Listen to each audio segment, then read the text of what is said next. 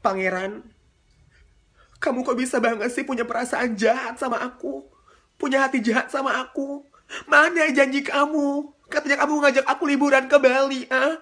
Aku tuh gak gila-gila private class, private jet. Pesawat ekonomi juga aku gak apa-apa kok. Pesawat promo juga aku gak apa-apa kok. Yang penting kamu bisa menghargai alis aku yang aku desain sedemikian rupa buat kamu. Aku perhatiin dari panjangnya, lebarnya, memakai rumus kimia per kubiknya. Aku perhatiin, Pangeran. Neng gunain rumus fisika buat membuat alis ini supaya terlihat signifikan. Sejajar, simetris. Tuh, lihat. Spesial buat Pangeran. Tapi Pangeran tidak menghargai perjuangan Neng membuat alis kan. Katanya Pangeran mau ngelamar Neng. Pakai mahar 17 kilogram emas. Tapi 17 kilo telur. Pangeran kirim ke rumah Neng. Pangeran daun kahayang nak. Hayang Neng bisulan. Dina salangkangan. Dina